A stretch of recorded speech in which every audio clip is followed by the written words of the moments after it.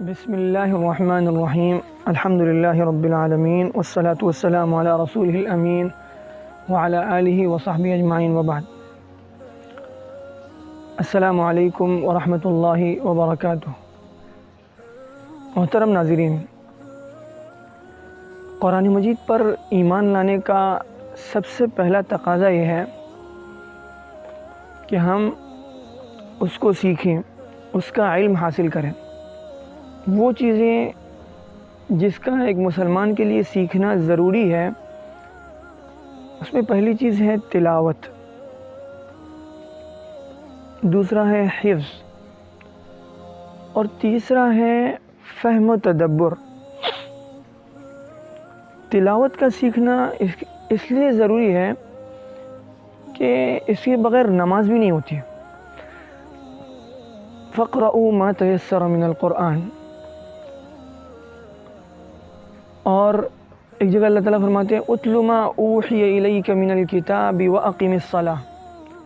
لہٰذا تلاوت کا علم حاصل کرنا بہرحال ضروری ہے، اس کے بغیر نماز بھی نہیں ہوتی۔ اچھا، حفظ کرنا کیوں ضروری ہے؟ حفظ کرنا قرآن مجید کا اس لیے ضروری ہے کہ قرآن مجید سینہ بسینہ منتقل ہوتا ہوا آیا ہے، اور قرآن مجید کا اصل جو مقام ہے اور اس کی جگہ ہے وہ انسانوں کا دل ہے، اس لیے کہ جبرائیل علیہ السلام کے ذریعے سے قرآن مجید اتارا گیا اور وہ اللہ کے نبی صلی اللہ علیہ وسلم کے سینے میں منتقل ہوا، پھر وہاں سے صحابہ کے سینے میں منتقل ہوا، حتیٰ کہ صحابہ خود کہتے ہیں، بعض صحابہ کہتے ہیں ما حفظت قاف الا من فی رسول اللہ صلی اللہ علیہ وسلم یخطب بها کل جمعۃ، کہ میں نے سورہ قاف کو اللہ کے نبی صلی اللہ علیہ وسلم کی زبان مبارک سے سن کر یاد کیا، اس لیے کہ اللہ کے نبی صلی اللہ علیہ وسلم اکثر جمعے کے دن اس کو پڑھا کرتے تھے۔ اور ایک اور اہم بات یہ ہے کہ اللہ تعالیٰ کی طرف سے قیامت تک کے لیے فیصلہ ہو چکا ہے کہ قرآن مجید اہل علم کے سینوں میں محفوظ رہے گا۔ بل هو آیات بینات فی صدور الذین اوتوا العلم۔ اور اس کے علاوہ بھی اللہ کے نبی صلی اللہ علیہ وسلم کے زمانے میں بھی صحابہ کا معمول تھا کہ جو آیتیں اترتی تھی صحابہ اس کو یاد کرتے تھے۔ ہاں، البتہ ہر مسلمان کا پورے قرآن کا حافظ قرآن بننا ضروری نہیں ہے، جتنا ہو سکے اپنے اپنے اعتبار سے جتنی اللہ ہمت اور صلاحیت دے قرآن مجید کو یاد رکھنے کی کوشش کرنا چاہیے۔ اس لیے کہ اللہ کے نبی صلی اللہ علیہ وسلم کے دور میں بھی آپ کو واقعہ یاد ہوگا جب شہدائے احد کی تدفین کا مسئلہ آیا تو اللہ کے نبی صلی اللہ علیہ وسلم نے کہا کہ ان میں سے جس کو زیادہ قرآن یاد ہوگا اس کو لحد میں جو ہے مقدم کیا جائے گا، اس کو پہلے اتارا جائے گا۔ تو معلوم یہ ہوا کہ اللہ کے نبی صلی اللہ علیہ وسلم کے زمانے میں بھی قرآن مجید کو صحابہ یاد کرتے تھے۔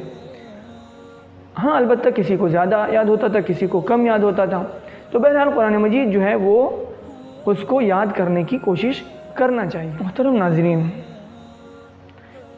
تیسرا وہ علم جس کا سیکھنا مسلمان کے لیے ضروری ہے وہ ہے فہم و تدبر، اس لیے کہ قرآن مجید کے نزول کا بنیادی مقصد ہی یہ ہے کہ اس کو سمجھا جائے، اس میں غور کیا جائے، اس میں تدبر کیا جائے۔ چنانچہ اللہ تعالیٰ کا ارشاد ہے کتاب انزلناہ الیک مبارک لیدبروا آیاتہ ولیتذکر اولو الالباب۔ یہ بابرکت کتاب اس لیے اتاری گئی تاکہ اس کی آیتوں میں لوگ غور و فکر کریں، تدبر کریں، سوچیں، اور عقل مند لوگ اس سے نصیحت حاصل کریں۔ اس پہلو کی طرف پوری توجہ دینے کی ضرورت ہے، اس لیے کہ قرآن مجید میں ان لوگوں کے لیے بڑے سخت الفاظ استعمال کیے گئے ہیں جو لوگ قرآن مجید پر غور نہیں کرتے، اس کی آیتوں میں تدبر نہیں کرتے ہیں۔ افلا یتدبرون القرآن ام علی قلوب اقفالها، اللہ تعالیٰ فرماتے ہیں کہ لوگ اس پر غور نہیں کرتے اس کی آیتوں میں، کہ ان کے دلوں پر تالے پڑے ہوئے ہیں۔ تو یہ وہ پہلو ہے جو بہت زیادہ مظلوم رہا۔ اب ایک غلط فہمی عام طور پر پائی جاتی ہے کہ قرآن مجید کا سیکھنا سمجھنا بہت مشکل ہے۔ یہ اصل میں ایک شیطانی دھوکہ ہے،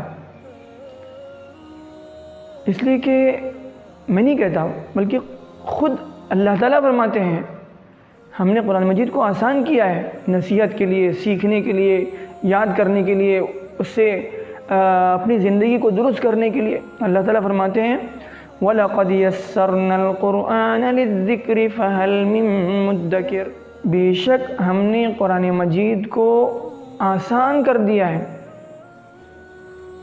ہے کوئی سمجھنے والا، ہے کوئی نصیحت حاصل کرنے والا؟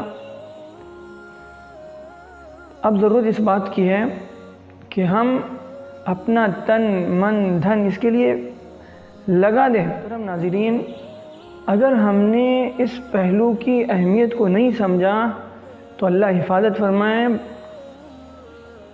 ہماری نئی نسل کا دین پر باقی رہنا بھی آسان نہیں ہوگا۔ لہذا ضرورت اس بات کی ہے کہ ہم اس کی اہمیت کو سمجھیں اور اس طرف پوری توجہ دینے کی کوشش کریں۔ محترم ناظرین، آخری بات آپ سے یہ عرض کرنی ہے کہ قرآن مجید کو سیکھنے کے لیے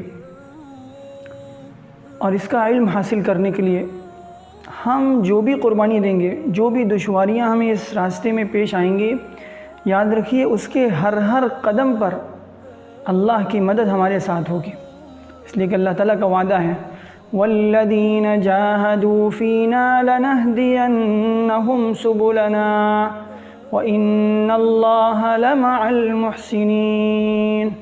السلام علیکم ورحمۃ اللہ وبرکاتہ۔